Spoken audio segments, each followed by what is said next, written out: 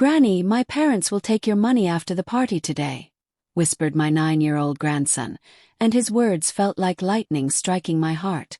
I, a loving grandmother who had always helped them, left early, hiding my shock behind a smile. But what I did next, a clever plan to stop their betrayal, surprised everyone.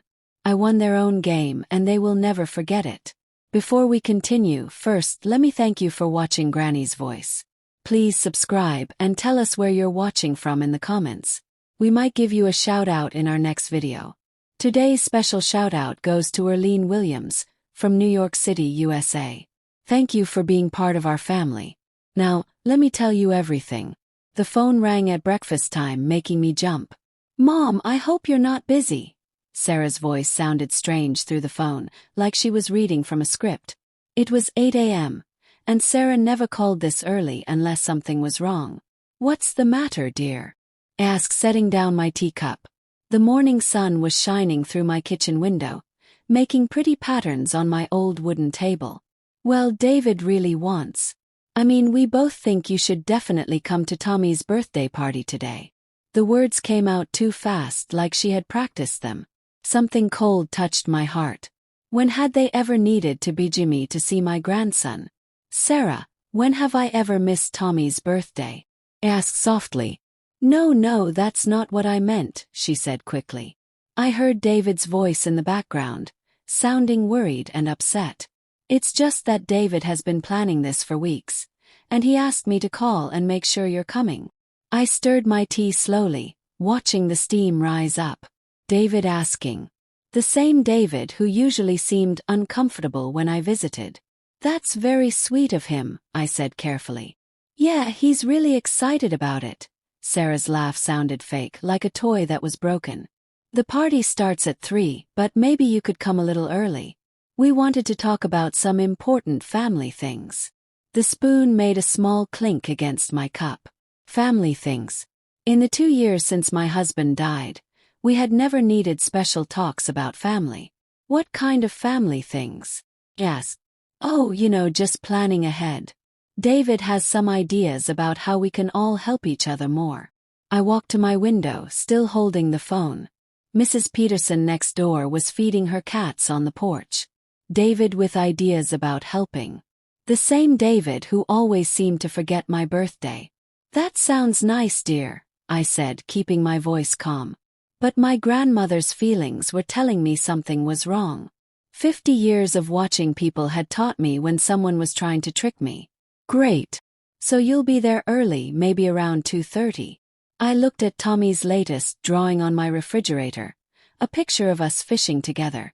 The drawing showed 2 happy stick people by a blue pond. "Grandma and me, best friends forever," written in red crayon at the bottom. That little boy was the sunshine in my world since my husband passed away. "Of course I'll be there early," I said firmly. I wouldn't miss Tommy's special day for anything. "Perfect.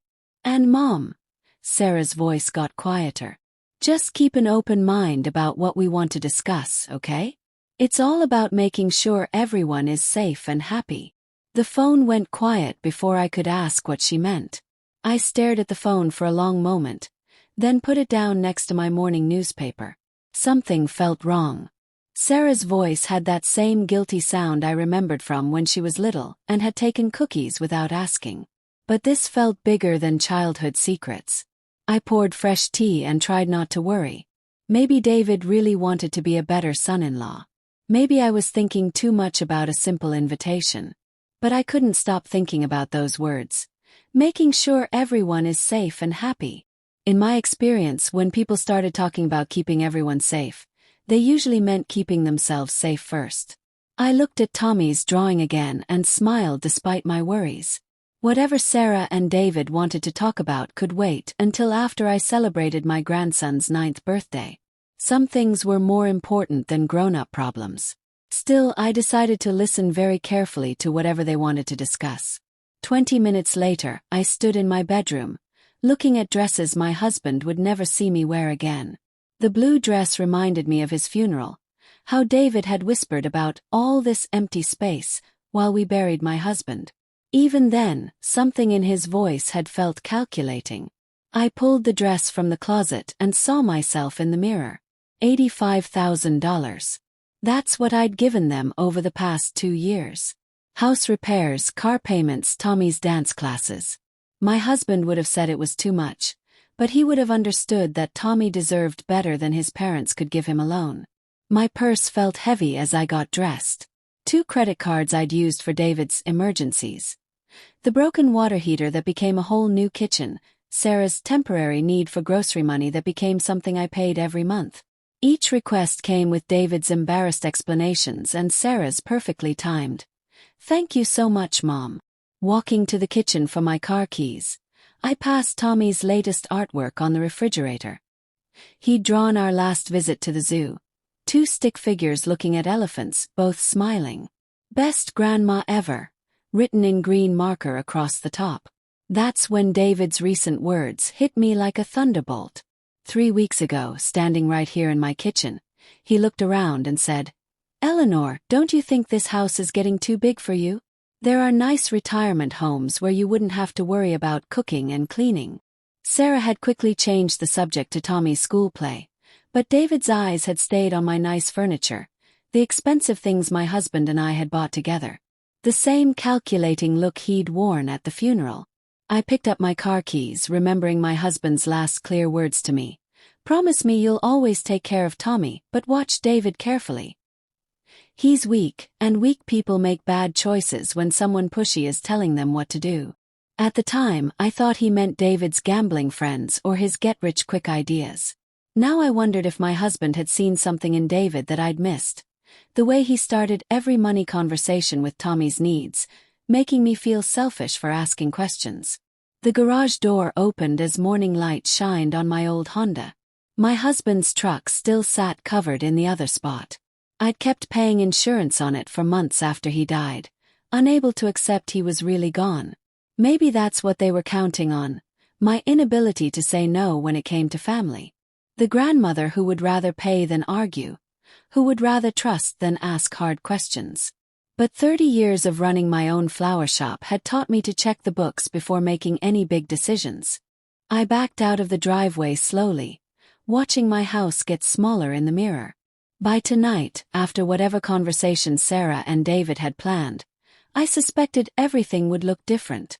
For now, I needed to buy my grandson a birthday present. Something special, maybe the last gift I'd give him before everything changed. The toy store was busy with Saturday morning families as I parked near the front door. 9:15 and already parents were looking at birthday presents. Perfect timing for Tommy's gifts. The robot building section caught my attention right away. Tommy had been fascinated by robots since his school science fair last month. The super robot builder set looked perfect, challenging enough for his smart mind, but not too hard. $120 seemed fair for something that would keep him happy for weeks. "Great choice, ma'am," the young worker smiled as she rang up my purchase. "My nephew loves this series. Would you like it wrapped, please? It's for my grandson's 9th birthday." Next stop was the bike section. Tommy had mentioned wanting a real bicycle, not the small one he'd grown out of. The red mountain bike by the window looked perfect. Light enough for him to handle, good brakes he could reach, safety reflectors for riding after dark. $240, but his happy face would be worth every penny. Loading the bike box into my car, I checked my watch. 9:45. Time for one more stop. "Eleanor, what a nice surprise." Dorothy Miller appeared next to my car, holding a shopping bag from the bookstore. My neighbor of 12 years looked truly happy to see me. Her gray hair neatly styled despite the early hour. "Dorothy, good morning. Starting your weekend shopping early, I see." "Oh, you know me. I like avoiding the crowds," she laughed, pointing toward the store entrance. "I suppose you're here buying birthday presents. David mentioned Tommy's party when I saw him last week." "He mentioned it." I closed my car's back door, curious. "Where did you see him?" "Downtown, actually. Thursday morning, I think." Sarah was with him, and they were coming out of First National Bank with a big stack of papers. Dorothy chuckled. "Looked very serious and official." Probably getting a loan or something like young couples do these days. Thursday, 3 days ago. David hadn't said anything about bank business during his strange phone call this morning. But then again, why would he? People handled money matters all the time without telling everyone. Probably just normal business, I said, moving my shopping bags to my other arm. Of course, dear. None of my business anyway. Dorothy patted my shoulder kindly. Well, I should let you finish shopping. Give my love to that wonderful grandson of yours. She walked away toward the bookstore, leaving me standing by my car with a strange feeling of worry. Bank business on Thursday, nervous phone call on Saturday. The timing felt oddly suspicious, but then again, David always seemed to be dealing with some money problem or another. I shook off the feeling and walked toward the flower shop near the mall's side entrance. Sarah had always liked flowers, and pink roses would make a thoughtful gift for the hostess of Tommy's party. The flower lady, a middle-aged woman with soil on her hands, wrapped 12 beautiful roses in shiny paper. These are lovely, she said, adjusting the bow. Special occasion. My grandson's birthday party. They're for his mother. How sweet of you. She'll love them. $25 for flowers that would die in a week. But Sarah's smile would make it worthwhile. These small kindnesses mattered in keeping families close, especially when there might be hidden tensions. By 10:30, my car was full of packages that cost nearly $500 of birthday joy. The robot kit, bicycle, roses, and the card I'd chosen, each item picked with Tommy's happiness in mind. This is what grandmothers did. They spoiled their grandchildren completely and loved every moment of it. Driving home through Saturday morning traffic, I kept thinking about Dorothy's casual comment. David and Sarah at the bank with papers, serious faces, official business that David hadn't bothered mentioning. But married couples handled lots of paperwork without involving their families. Insurance forms, house refinancing, college savings for Tommy. Any number of normal reasons could explain their downtown visit. Still, as I pulled into my driveway, I couldn't quite ignore the small voice in my head wondering why David had sounded so nervous this morning. After wrapping Tommy's gifts and eating a quick lunch, I arrived at Sarah's house exactly at 3 o'clock. The front door opened before I could knock. Mom! Sarah practically sang my name, her arms spreading wide like we hadn't seen each other in years instead of weeks. You look absolutely beautiful today. This excitement felt strange. Sarah usually gave me a quick hug and rushed back to party preparations. Today she touched my arm 3 times while talking, her eyes bright with energy I'd never seen directed at me before. Thank you, dear. The party looks wonderful. I stepped inside, carrying the wrapped bicycle box and gift bag with the robot kit. Colorful streamers hung everywhere, and balloon bunches filled every corner, much more fancy than previous birthday parties. Mom, there she is. David appeared from the living room, his voice echoing through the house like he was announcing something important. Come meet Jim from my job. Jim, this is my amazing mother-in-law I've told you so much about. Amazing mother-in-law. David's work conversations about me usually focused on my old-fashioned ideas or stubborn independence. But today he patted my shoulder with fake enthusiasm, his laugh too loud in the decorated hallway. The living room buzzed with familiar faces. The Richardsons from across the street chatted near the window while Mrs. Garcia sat carefully on the sofa, watching everything with sharp eyes. Mike and Lisa Chen helped their daughter Amy set up party games on the side table. Grandma! Tommy ran toward me, his real smile cutting through the fake atmosphere like sunshine. He wrapped his arms around my waist, and for a moment everything felt normal again. Happy birthday, sweetheart. I handed him the gift bag. This one first, then the big surprise. He unwrapped the robot building set with careful hands, his eyes getting wide at the picture on the box. But when he looked up to thank me, something flickered across his face, a shadow of sadness that disappeared when Sarah came over. Isn't Grandma generous, honey? Say thank you nicely. Thank you, Grandma. It's really cool. Tommy's voice carried real appreciation mixed with something else. guilt, worry. A 9-year-old shouldn't sound so burdened during his own birthday party. David guided me toward the kitchen where Jim Peterson sipped a soda and made small talk about his insurance job. The conversation seemed normal enough, but David kept interrupting with unnecessary compliments about my business sense and family wisdom. Each comment felt rehearsed, like lines from a play he'd memorized badly. "Eleanor knows everything about building successful relationships," David announced to Jim. "She's taught me so much about trust and family loyalty." Trust and family loyalty. Strange topics for casual party conversation, especially delivered with David's current manic intensity. Jim nodded politely, clearly uncomfortable with David's excessive praise of his own mother-in-law. Sarah reappeared with a plate of snacks, positioning herself between me and the other guests. "Mom, you simply must try these little sandwiches. I made them especially thinking of your refined tastes." My refined tastes. Sarah had never paid attention to my food preferences beyond making sure there was enough at family gatherings. Now she hovered beside me, refilling my punch cup before it was empty, asking about my comfort every few minutes. From across the room, I watched Tommy opening cards from school friends. His movements seemed automatic, polite but distant. When Amy Chan asked about his new robot kit, he nodded and smiled appropriately, but his responses lacked the genuine excitement I'd expected. "He's growing up so fast," Mrs. Garcia observed, settling beside me on the couch. "Such a thoughtful child." He asked me last week if grandparents and parents ever fight about important things. My punch cup stopped halfway to my lips. "What did you tell him?"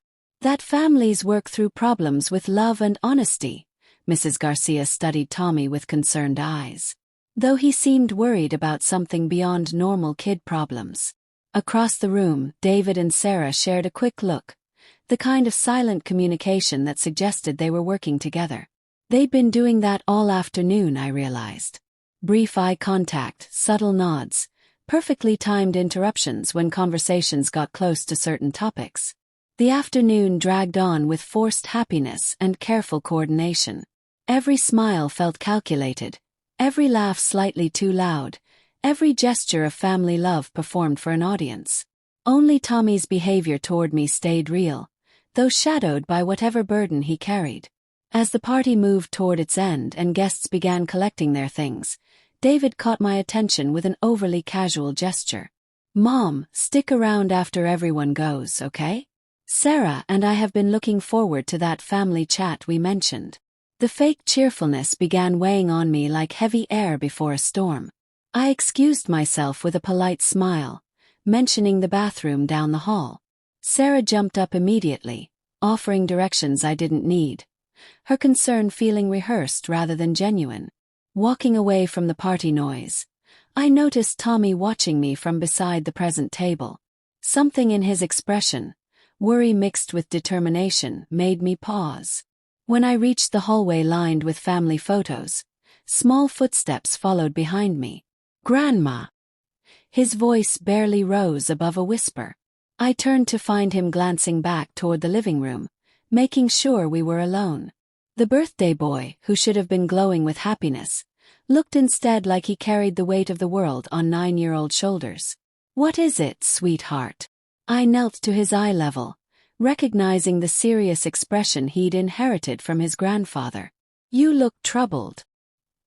He bit his lower lip, a gesture that reminded me painfully of his grandfather during difficult conversations. "I need to tell you something important about Mom and Dad." My chest tightened. "What about them, honey?" "They're planning to take your money tonight." The words rushed out like he'd been practicing them. "After everyone goes home. I heard them talking last night when I was supposed to be asleep." The hallway seemed to spin slightly. I gripped the wall to steady myself, fighting to keep my expression calm for his sake. "What exactly did you hear?" Dad said. "She has too much money for an old lady living alone." Tommy's voice got even quieter. "He told Mom they were going to fix that problem tonight." Mom seemed excited, but Dad looked scared. "Mom said the papers from the bank would make everything legal." "Papers from the bank?" Thursday's visit that Dorothy Miller had mentioned suddenly made terrible sense. My grandmother instincts, quiet for years, roared back to life with crystal clarity. Did they say anything else? I asked gently, though my mind raced with implications I hoped a 9-year-old couldn't understand. Mom kept saying, "What if she finds out?" And Dad said it would be too late by then. Tears filled his eyes. "Grandma, I don't want them to take your money.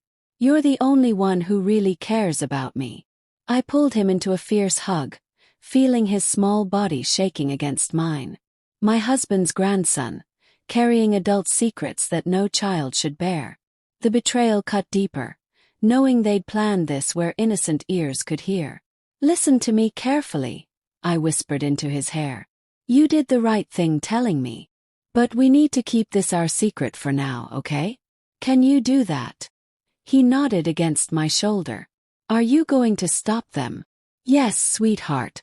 I'm going to handle everything." I held him at arm's length, making sure he could see the certainty in my eyes. "But we need to go back to your party now and act normal. Can you be brave for me?" "I think so." He wiped his nose with the back of his hand. "Will you still love me if Mom and Dad get mad?" The question hit me like a physical blow. "Tommy, nothing your parents do could ever change how much I love you. Nothing. Do you understand?" Relief flooded his face. The first genuine smile I'd seen from him all afternoon. "I love you too, Grandma." Hand in hand, we walked back toward the party sounds, but everything had changed in those few whispered minutes. The daughter I'd raised, the son-in-law I'd supported, the family I'd trusted with my heart, all of it now viewed through the lens of calculated betrayal. As we rejoined the celebration, I caught David's eyes across the room.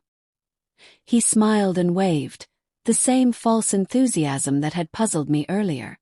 Now I understood exactly what that performance was designed to accomplish. Returning to the party felt like walking onto a stage where everyone else had forgotten they were acting. I settled back into conversations with the natural ease that 30 years of running a business had taught me, while internally noting every glance between David and Sarah with devastating new clarity. Mrs. Garcia was discussing her vegetable garden when I noticed David checking his watch for the 4th time in 15 minutes. Sarah appeared beside him immediately, their brief eye contact now obviously coordinated rather than coincidental. They were managing me, I realized, making sure I stayed comfortable, engaged, and most importantly, present for whatever they had planned after the guests left.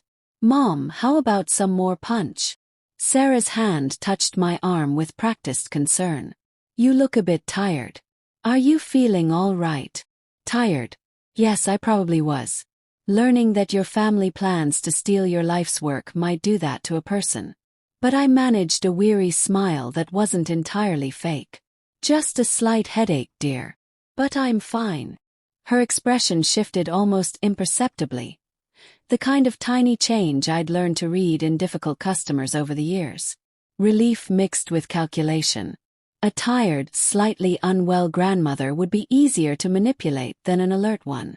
For the next hour I played my part perfectly. Gracious grandmother, generous family matriarch, aging woman perhaps not quite as sharp as she once was. I accepted their attentions, praised their hospitality, and observed their increasingly obvious coordination with a detached interest of watching a chess opponent's strategy. David kept steering conversations away from money topics. Whenever guests mentioned retirement or savings plans, Sarah redirected to discussions about my house, my health, my future living arrangements. They were managing information flow, making sure nothing conflicted with whatever story they'd created for tonight's important family discussion. Around 6:30, as evening shadows grew longer and guests began gathering their things, I announced my intention to leave. "I think I should head home early. This headache isn't getting better." The effect was immediate. David and Sarah shared a look of genuine alarm. "Mom, wait." David moved to block my path to the door. "We really wanted to talk about those important family matters we mentioned. Remember, you promised to stay after everyone left." "Perhaps another time," I said, maintaining the weary grandmother act. "I really need to rest."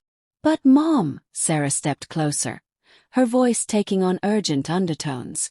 "We have something special planned for tonight. Something we've been preparing for weeks." Something they'd been preparing for weeks. The bank visit Dorothy Miller had witnessed.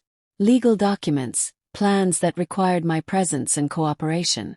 I could see the desperation creeping into their performance as their carefully planned timeline threatened to fall apart. "I'm sure it can wait until tomorrow," I replied gently. "Family isn't going anywhere." David's face turned red. "Actually, Mom, there are some time-sensitive issues we need to discuss. Financial matters that can't wait."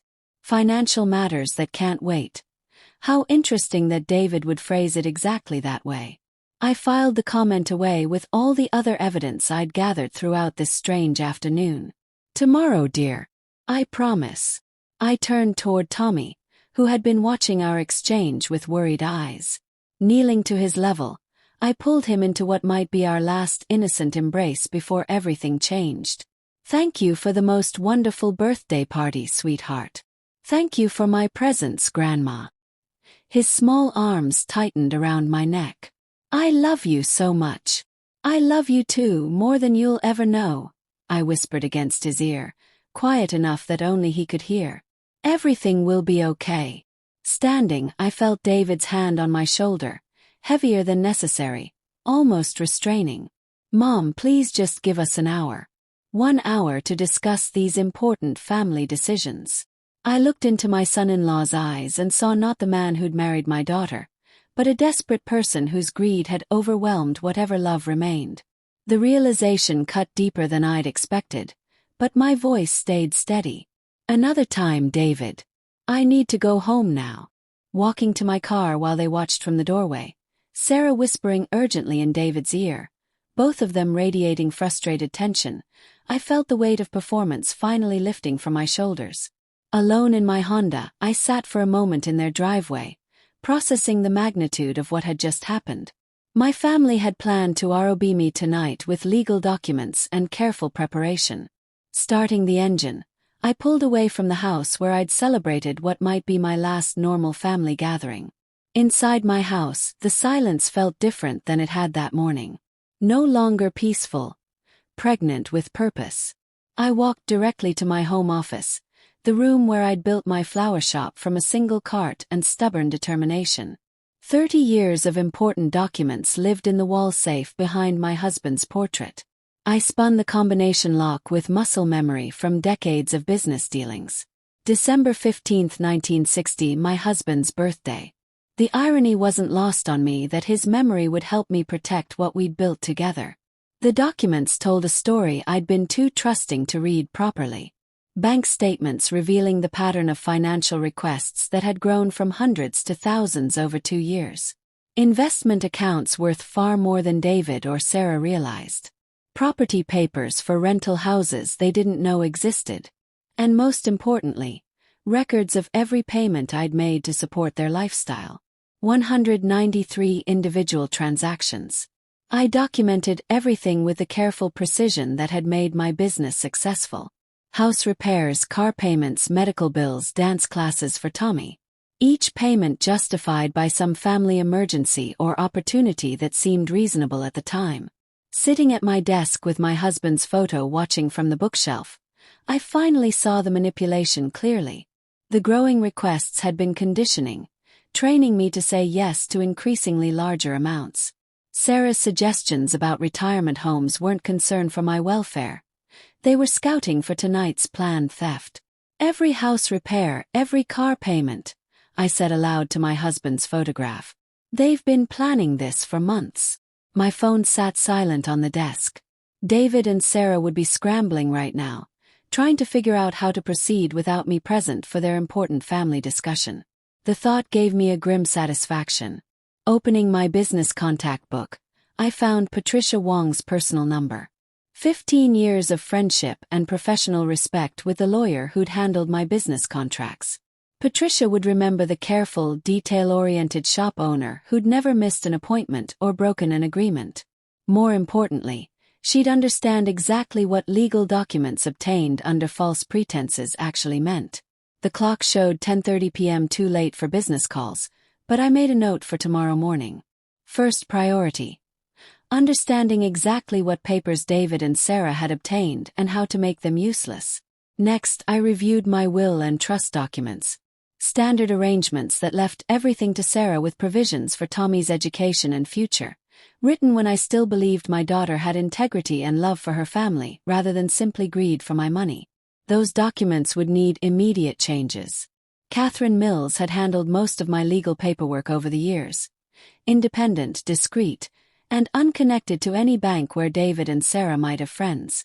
Another call for tomorrow morning. Spreading the investment statements across my desk like battle plans, I calculated my actual net worth for the first time in years. 1.8 million in savings accounts, plus 2 rental properties, plus this house with no mortgage. Far more than David and Sarah suspected, and certainly more than they could steal in one evening's legal tricks. But this wasn't about money. This was about justice for a 9-year-old boy whose parents were willing to burden him with adult secrets. This was about punishment for adults who'd exploit an elderly woman's love for her family. This was about making sure that betrayal came with consequences. My husband's voice echoed from our last conversation. Watch David carefully. Weak people make dangerous choices when someone pushy is telling them what to do. Now I understood. Sarah had been pushing for 2 years, and David had chosen greed over family loyalty at every turn. My phone rang suddenly, startling me from planning. Sarah's name appeared on the screen. I let it ring. Sunday morning brought clarity that a restless night had failed to provide. After finally falling asleep near dawn, I woke with my business instincts fully engaged and a specific plan forming. Over coffee in my home office, I opened my business contact file to Patricia Wong's personal number. 9 o'clock seemed appropriate for calling an old friend about legal matters. Patricia and I had maintained our friendship through 15 years of contracts, property deals, and the gradual success of my flower shop. She'd trust a call from me, especially about financial management. "Patricia, sorry to bother you on Sunday morning," I began when she answered. "I've been reviewing my legal documents and wanted to get your thoughts on some protection ideas." "Eleanor, always good to hear from you." Her voice carried genuine warmth. "What's on your mind?" "I'm considering updating my arrangements, maybe adding some safeguards for easier management." "What are current legal policies on financial protection programs?" "Well, there are several options depending on your needs. Are you thinking about automated services or more comprehensive protection assistance?" Perfect opening. "Actually, I've been wondering about power of attorney arrangements, guardianship options. Had any clients dealing with those recently?" Patricia paused, and I could almost hear her considering professional boundaries. "Funny you should ask. Just last week, I had a young couple inquiring about guardianship procedures for an elderly family member."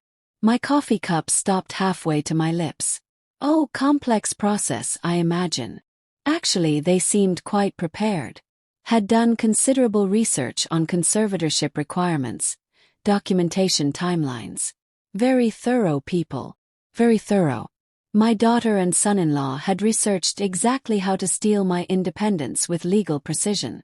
"That's thoughtful of them to help their family," I said carefully. They were asking specific questions about mental competency evaluations, financial management documentation, timelines for court approval. Patricia's professional knowledge was exactly what I needed. They understood the terminology better than most lawyers I've worked with. Mental competency evaluations, court approval timelines.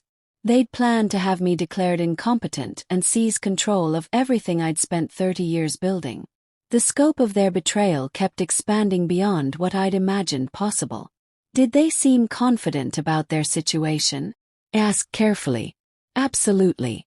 They mentioned having documentation ready, medical opinions prepared. Said they expected the process to move quickly once started." Patricia chuckled. "Most families aren't nearly so organized when dealing with elderly care transitions." Elderly care transitions. The nice way of saying they'd researched how to put me in a home while stealing my wealth, and they'd done it with systematic professional thoroughness. "Sounds like they really cared about their family members' welfare," I managed. "That's what struck me most. how much preparation they'd put into ensuring everything would be legally proper and swift. They asked about expedited processes, emergency guardianship procedures. Emergency guardianship for situations where immediate action was necessary to protect someone's assets from their own incompetence. Hearing my own situation described in clinical legal terms felt surreal. Well, I appreciate the information, Patricia. Gives me a better sense of available options. Anytime, Eleanor. Though honestly, you seem sharper than women half your age. Can't imagine you needing that kind of assistance for decades yet. If only she knew how close I'd come to needing it yesterday. Let's hope you're right. Thanks for taking my call on Sunday. Always a pleasure. Let me know if you want to schedule a formal consultation about your legal protections. After hanging up, I sat staring at my notes from the conversation. Mental competency evaluations, documentation ready, medical opinions prepared, emergency procedures. David and Sarah hadn't just planned to rob me. They'd engineered a complete legal framework to justify stealing my life. The phone rang suddenly, startling me from my thoughts. Sarah's name appeared on the screen again. This time I answered, deliberately making my voice sound tired and confused, as if reaching for the phone required great effort. Hello. Mom, thank goodness. I was worried sick about you leaving early yesterday. Sarah's voice carried what sounded like genuine concern, though I now recognized the calculation beneath it. Are you feeling all right? Oh, Sarah. I let my voice trail off slightly, as if gathering thoughts had become difficult. I've been having these terrible headaches. Hard to focus on anything. That doesn't sound good. Maybe we should have you checked by a doctor. David and I could drive you to the clinic this afternoon. Perfect. They were speeding up their timeline exactly as I'd hoped after disrupting their original plan. That's very kind of you both. I've been feeling so confused lately. Don't worry, Mom. We'll take care of everything. We'll be over in about an hour. Okay. After hanging up, I spent 30 minutes preparing for the performance of my lifetime. I messed up my hair slightly, put on an old sweater that made me look smaller, and practiced the slower, more hesitant movements of genuine elderly confusion. When their car pulled into my driveway, I was ready. Mom, we brought some papers that might help with your situation, Sarah announced as they settled into my living room. She'd brought a leather folder that looked expensive and professional, the kind lawyers used for important documents. Papers. I blinked at her with what I hoped appeared to be genuine bewilderment. What kind of papers? David leaned forward, his expression earnest. Mom, we've been researching ways to help you manage things better. Your finances, medical decisions, that sort of thing. Manage. I rubbed my temples as if the conversation was causing physical pain. I'm not sure I understand. Everything seems so complicated these days. Sarah opened the folder with practiced efficiency. These documents would give us power of attorney to help with your banking, bills, doctor appointments. Think of it as having a backup system. The forms looked professionally prepared with yellow highlighted sections marked for my signature. Someone had invested serious money in legal consultation for this theft. I stared at the papers as if they were written in a foreign language. It's so overwhelming, I murmured. I used to understand these things better. That's exactly why we need to do this now, Sarah pressed gently. Before things get more confusing for you. David shifted uncomfortably. Mom, are you sure you're okay? You seem really different today. I looked at him with what I hoped was confused gratitude. Different? I don't feel different. Just tired all the time. These headaches make it hard to think clearly. Sarah and David exchanged a glance. The same coordinated communication I'd noticed at the party, but now I understood its purpose. They were evaluating whether I was impaired enough to sign documents without fully understanding what they meant. Mom, these papers would just make it easier for us to help you, Sarah continued. You wouldn't have to worry about managing everything alone. I suppose that would be nice, I said slowly, picking up one of the documents with shaking hands. But this is such a big decision. My head is pounding trying to think it through. Of course it's a big decision, David said quickly. Take your time. Sarah's patience looked more strained though. Don't you think it would be easier with family help? You trust us, don't you? Of course I trust you. You're my family. I set the papers down carefully. But could I maybe sleep on it? Decide tomorrow when I'm thinking clearer. These headaches make everything so fuzzy. David and Sarah looked at each other again, and I could see Sarah's frustration barely contained beneath her caring facade. Sure, Mum.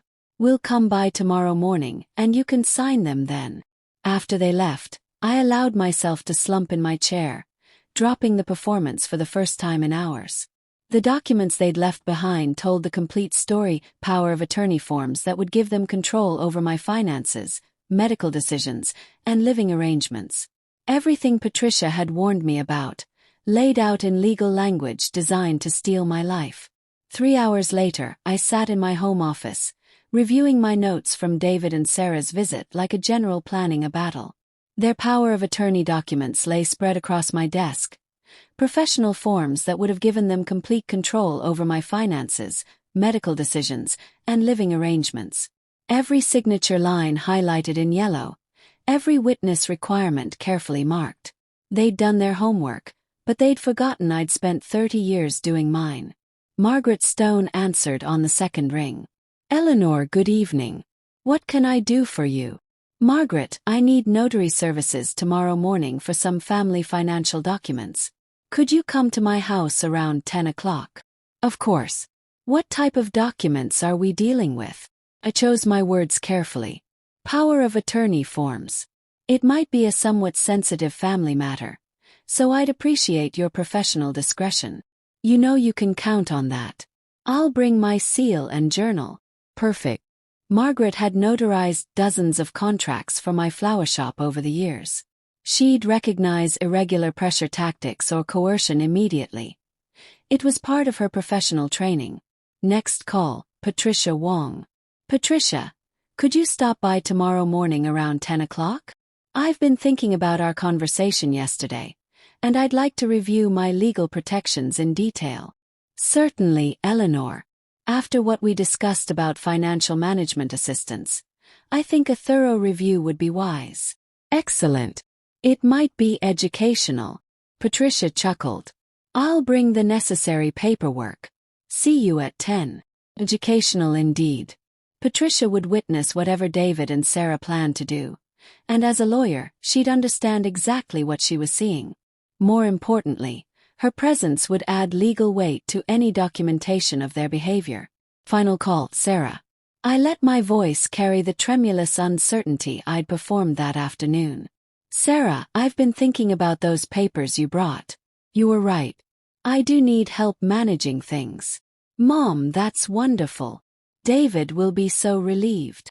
I've arranged for a notary to make everything proper and legal. 10 o'clock sharp. Perfect. And Mom, thank you for trusting us with this. Trust. The word sat bitter in my mouth, but I managed to sound grateful. You're my family. Of course I trust you.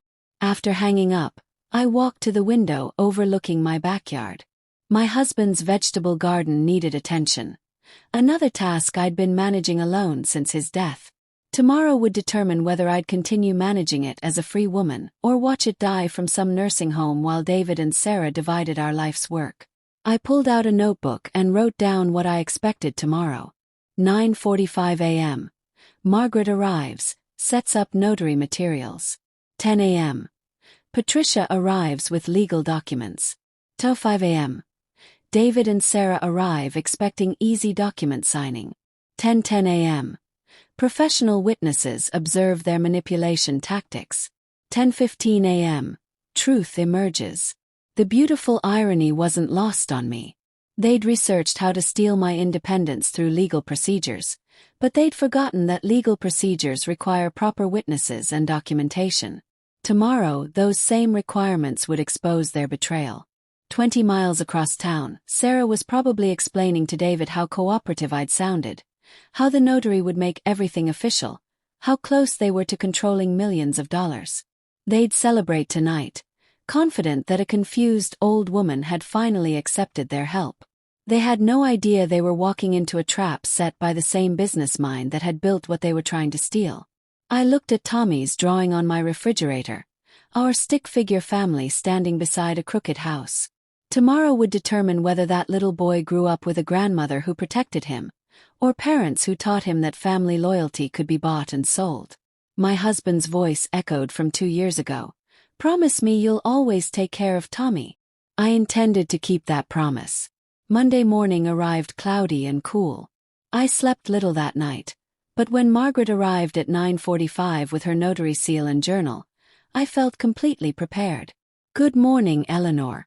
Beautiful home office," she said, arranging her materials on the side table. "This should be straightforward." Patricia knocked precisely at 10, carrying her lawyer's briefcase. "Morning, Eleanor. Ready for that legal review?" "More ready than you know," I replied, positioning myself behind my desk as footsteps approached the front door. David and Sarah entered with confident smiles and their leather document case. They paused when they saw Margaret and Patricia, but Sarah recovered quickly. "How thoughtful of you to arrange professional assistance," she said smoothly. "This will make everything so much more official." "Indeed it will," I replied, my voice carrying none of yesterday's confused frailty. "Please everyone take a seat." David settled into the chair across from my desk, still smiling. "Mom, you sound much better today. More like your old self." "Exactly like my old self, sharp, observant, capable." I leaned forward, meeting his eyes directly. "Which is why I need to tell you something before we sign any documents." Sarah's pen stopped moving across her checklist. "Mom, what's wrong?" "Nothing's wrong with me, Sarah, but I'm completely aware of your plan." The silence stretched like a tight rope. David's smile disappeared. "Mom, what plan?" "We're here to help you. I know about your visit to Patricia's bank last Thursday. I know about the guardianship procedures you researched. I know about the mental competency evaluations you plan to arrange." David's face turned white. Sarah's carefully controlled expression cracked for just a moment before she attempted damage control. "Mom, you're confused. We visited the bank about our own financial planning." "Patricia," I interrupted, turning to my friend, "would you mind sharing what they discussed during their Thursday afternoon appointment?" Patricia cleared her throat professionally. "They asked detailed questions about conservatorship procedures, documentation requirements for declaring someone mentally incompetent, and expedited court processes for emergency financial management." Margaret looked up from her notary journal, suddenly alert. "Mrs. Price, are you saying these power of attorney documents were prepared under false pretenses?" "I'm saying they planned to have me declared incompetent so they could steal everything I've worked 30 years to build." David found his voice, though it came out choked. "Mom, we were worried about you. Yesterday you seemed so confused. Yesterday I was acting. Today you're seeing who I really am." I opened my desk drawer and pulled out the documentation I'd prepared. 193 transactions over 2 years. $85,000 in support payments. Every house repair, every car payment, every dance class tuition, all documented. Sarah leaned forward, desperation creeping into her voice. "Those were legitimate family expenses." "Conditioning payments," I corrected. "Training me to say yes to increasingly larger amounts until I'd agreed to sign away my independence." I looked directly at her. "You researched exactly how to have me institutionalized while you divided my assets." Margaret set down her pen. "This is highly irregular. I need to understand the full situation before notarizing anything." "The full situation," I continued, "is that my daughter and son-in-law spent weeks researching legal procedures to steal my money, consulted with lawyers about guardianship processes, and planned to have me declared mentally incompetent based on fake evidence of confusion." David's hands shook as he gripped the chair arms. We just thought you might need help managing things. Help managing a net worth of $1.8 million plus 2 rental properties." My voice hardened. "Help that required consulting attorneys about emergency conservatorship procedures." Sarah stood abruptly. You're twisting everything. We love you. Love doesn't involve conspiracy, Sarah. Love doesn't involve researching how to steal someone's independence while they're still healthy and competent. Patricia spoke quietly. Eleanor, the questions they asked were very specific. They knew legal terminology that most families never encounter unless they're planning something significant. Margaret nodded grimly. In my experience, legitimate family financial planning doesn't require research into mental competency evaluations. The room fell silent except for David's heavy breathing. He looked at me with something approaching recognition, perhaps seeing for the first time the businesswoman who'd built the wealth they tried to steal. "What happens now?" he whispered. I stood, feeling every year of my age, but also every ounce of my accumulated wisdom and experience. "Now we discuss consequences." "Consequences," I repeated, opening my desk drawer to retrieve the legal documents I'd prepared over the weekend. "I'm changing my will immediately. My estate will go into an educational trust for Tommy, accessible when he turns 21. David leaned forward desperately. "Mom, please. We made mistakes, but we can fix this. The trust will provide for his college education, graduate school if he chooses, and startup funds for whatever career path he selects." I spread the new will documents across my desk. "Margaret, I need these witnessed and notarized." Sarah's voice cracked slightly. "Mom, you can't do this to your own family." "I'm protecting my family," I replied firmly, "from parents who were willing to steal their son's grandmother's independence to fund their lifestyle." Margaret examined the documents professionally. "Mrs. Price, these terms are quite specific. There are conditions attached. If David and Sarah formally give up all claims to my estate and show genuine change over the next year, I'll reconsider. But they must prove they've become the parents Tommy deserves." Patricia nodded approvingly as she witnessed my signature. "The educational trust structure is excellent. He'll have every opportunity you want to provide directly." David buried his face in his hands. "What does genuine change mean? How do we prove that?" "By getting jobs that actually support your family instead of depending on me. By putting Tommy's happiness over your own financial desires. By showing me that my grandson matters more to you than my bank account." Sarah stood abruptly, her composure finally breaking completely.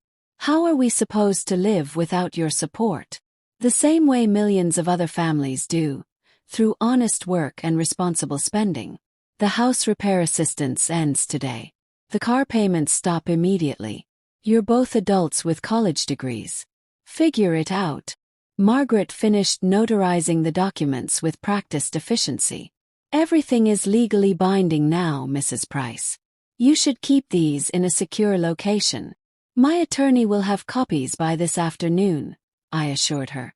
After Margaret and Patricia left with handshakes and promises of discretion, the three of us sat in uncomfortable silence. David looked broken.